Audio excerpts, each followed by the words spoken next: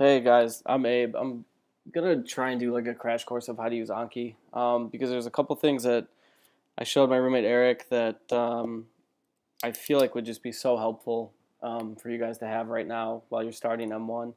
And I probably would have been pretty guilt-ridden if I didn't share them with you because I keep thinking about how useful this stuff would have been last year for anatomy and for just tedious information. I didn't use this last year.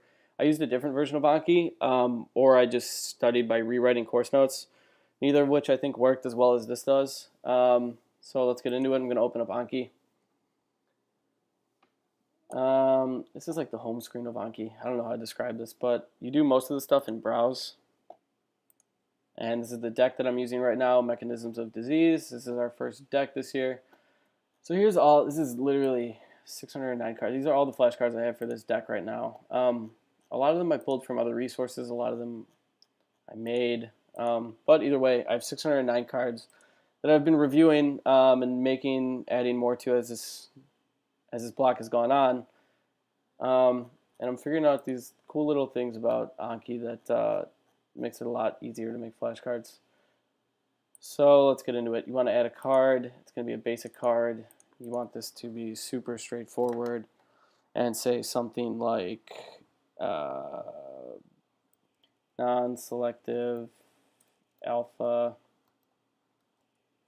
antagonist include, and then on the back, you write phentolamine. I'm reading this off a list. I actually don't know these yet. I can't even read my own handwriting. Pheoxybenzamine, something like that. So these are the two non-selective alpha antagonists, and I want to make a flashcard out of this. If I hit add, it would just be front and back. So let's do that. And you can click on history. Here's the card. It's in my deck now, and I want to click preview. So that's the front of the card. That's the back of the card. It's really not that exciting. You can do that with paper. You can do that with the other Anki app. That's not why I use this one. There's way better ways you can make cards. So let me copy this. I'm going to delete this card. I'm going to make another one to show you how I've been making cards. So non-selective alpha antagonists include. And I want to include these on the front of the card. So here I don't want to do front back. I want it to be fill in the blank. So I can do phentolamine and pheoxybenzamine just so it makes sense. And I want to do fill in the blank. I don't want to do a basic card. I want to do fill in the blank. So I click on close. I highlight this. I hit that dot thing when it's highlighted, and this is now a fill in the blank. So it's phentolamine as a fill in the blank, and then I want this to be a fill in the blank because I want to see if I know both of them. And I'll click add. So let's go to the history. And as you can see, it added two cards. Because this is a little confusing actually. As you can see, one of them is non-selective alpha antagonists include phentolamine and dot dot dot. So there's one blank here, but then it shows you the other one, which might not be what you want to do. So here there's a blank, and then it shows you that one. It took me a while to figure this out. I didn't know what I was doing. But I found out that C1 means card 1, C2 means card 2.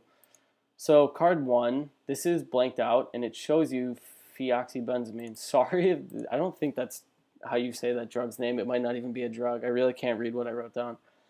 But I don't want to do these on two separate cards. I want to do this on one card. So I changed this, and this is like the edit field for this card, to C1. And if you change that to C1, now it's just card 1, card 1. They're both going to be blanks on card number 1. There we go. Now it's dot, dot, dot, and dot, dot, dot. And that's, in my opinion, a lot better. I don't want to see one and then be hinted at like what the other one is. I just need to know what both of them are, like kind of cold. I don't want to be giving myself hints. The other thing I want to show you with these are hints that you can add. So you could do like colon, drug 1, colon, drug 2. Hit preview. So now instead of dot, dot, dot, it says drug 1, drug 2. I get it seems pretty inane, but sometimes, I don't know, like I have 600 cards. Sometimes I have no idea what the hell I'm trying to ask myself, like what I'm getting out of the card. You just need a hint or something to like steer you in the right direction. And I don't know, I usually include something like drug one, mechanism, enzyme, something like that. Just some kind of innocuous little word that won't tell you too much, but also tells you what you're getting at. So that's close stuff. What else do I want to show you? Extra. This is just, it'll appear on the back of the card. So it'll be like, these both start with Phi. Isn't that cool? That's a great way to remember them. Go to preview. So it still says drug 1, drug 2. You flip it. It'll unveil like these answers, and then it'll say these both start with Phi. So I just put like little things, little ways to remember each card into the extra thing, and I italicize it so I can easily tell the difference between what's extra and what's actually the important stuff on the card that I need to know. Let's see, what do I need to cover? Okay, all right, yeah, I guess I'll just show you image occlusion. So that's just making basic flashcards. I think that's really useful, but it's not the coolest part in Anki. If you're at this add screen, I think this is the coolest part. You can install an add-on that's called image occlusion. It's right here. Normal Anki doesn't have it, so you have to take this code that I copied down here. You have to copy that code, go to like this main window on Anki, tools, add-ons, browse and install, paste the code in here, press OK. It'll download whatever add-on. It's like adding like a Chrome add-on. I can't remember the word for it, but it's just like a little add-on for the program. It takes 2 seconds to install, and it's real worth it, especially with you guys having anatomy coming up. So install image occlusion. It's like a little button right here that you can use to make flashcards from pictures. So if I pull up this picture of the hand and I want to take a screenshot of this,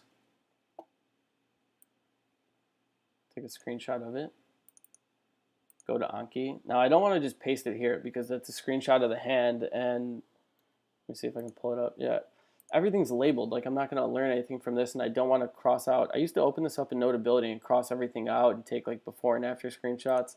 And it would take, honestly, it would take forever, and I hated doing it. It made me hate anatomy, probably even more than I already would have, because it's just really annoying to study for, and there's not too many good resources for it.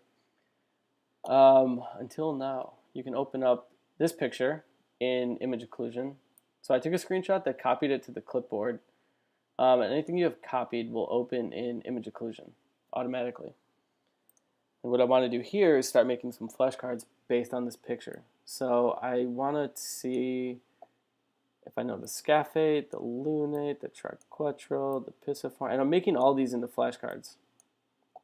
I do that with just this little rectangle thing here. So let's call it a day right there. I just need to know those important ones. These are going to be on my test. So I have 5 boxes. That's going to be 5 flashcards. And the way that works is that if I click Add Non-Overlapping Occlusions, it will show this box in red. It'll be like, what's this bone? Right here. And then these will be covered. You won't get any clues. You won't know what these bones are. You just have to identify this one right here. Or if I've made these boxes and I click Add Overlapping Occlusions, it'll ask me, what's this box right here? And it'll show me these other 4, which I think is less useful. I don't want any clues. I just want to know. I want to be able to tell if I know this bone, which I don't. I just highlight it, but I don't know it. So I always click, non-overlapping occlusions. So 6 notes were added to your collection. Let's look at my collection. My sweet, sweet collection of flashcards. Go to preview. And yeah, there you can see that it's asking me about this red box. What's this bone? And it's blanking all of these out. And I don't know if you note, that took me like 1 minute to make 6 flashcards. Now this one's blanked out. Capitate, that's what it was, the capitate. Yeah, so it's just really useful. You can pull images from anatomy, and you can put them in here, and you can do the box thing, and you can, I mean, really just, the problem here would be making too many flashcards if there was a problem. So I guess, yeah, that's one thing I should mention is make sure you're only doing it with important stuff because it's so easy that you might fuck up. Let's see. So you could end the video here. You don't have to keep watching this, but this is random stuff that I do to make it a little bit quicker when you're using Anki. Non-selective alpha antagonists include, so say pick out the word antagonist, and I want this, like, this is a really important word. I want to immediately know that I'm asking about antagonist when I see this card. I'll highlight it in red. And that helps way more than you think it would. When you're flying through cards, you're trying to do like 50 before you fall asleep. Like, having these words just really help you sift through what is sometimes just like a garbage sentence where you can't identify what's important and what's not. You want it to really pop out of you. So I highlight a lot of stuff, and in Anki, the hotkey for that is F7, which on a Mac you have to press like function F7. It got really annoying. So I found out that if you go to settings, let's see where we are. Keyboard settings, you click this. If you check that box, now if you press F7, it doesn't rewind the song, which if you look at the top row on a Mac, it's like the rewind song button. It doesn't rewind the song. It will now work like F7. So I click F7 and it's antagonist. So it just makes all the F1, F2, F3 keys work as if they were F1, F2, F3. Problem is you can't like change the volume on your computer. You can't like change the brightness on your computer while this is checked. So it does get kind of annoying. The other thing I changed is I went to shortcuts, screenshots, copy picture. So this is how I took a screenshot. I switched it to command 1. So if I do command 1, it will take a screenshot. So I'm taking a screenshot of this. So I took the screenshot, and as you can see, it's not on my desktop anywhere. All it did was copy that screenshot. So I can take that, paste it just like that. Or I could take that screenshot that I've copied, open up image occlusion, and because it's copied, it will automatically open that picture. So yeah, I don't know. It's pretty useful. Other thing I have is I have arrows. Some guy on YouTube had this. I thought it was pretty cool, so I put it in. So I'll be like alpha, agonist, increase, and I just keep these arrows in the note down here so I can be like decrease, increase, like this is for reactions. Just little things like that to make it a little bit quicker. Like I said, I have 600 flashcards. If I can shave 20 seconds off making each flashcard, it's a big deal. But I think that's it. Yeah, that's it. This oh, the last thing is that this is a really good iPhone app that I would really suggest downloading. It's $25, which kind of sucks. But think about all the other stupid stuff you're spending money on, and it's not that big of a deal, especially if you're going to use this for all of M1 and M2. So I recommend downloading the app. You can sync whatever you're doing here between your computer and your phone instantly. Any reviews you're doing, oh, I should do reviews actually. Any reviews you're doing will sync instantly between your phone and your computer. Okay, so really quickly, this is the deck that I'm using for this entire block that I have 600 flashcards in. And I have this set so that I see 35 new cards every day. So what that means is that if I do my review, like when I started reviewing today, this blue number, which is new cards, was 35. This one is learning, so this is how many cards I've seen today that I kind of know, but I don't really know that well. And this is how many cards I'm reviewing that I've seen before. So I probably make like 50 or 60 flashcards a day, depending on how many lectures we have. And I review 35, which isn't all of them, but I don't get kind of like bogged down with just reviewing. I still have time to make all the flashcards I need and review a little bit, just so I'm not forgetting stuff from the beginning of the block.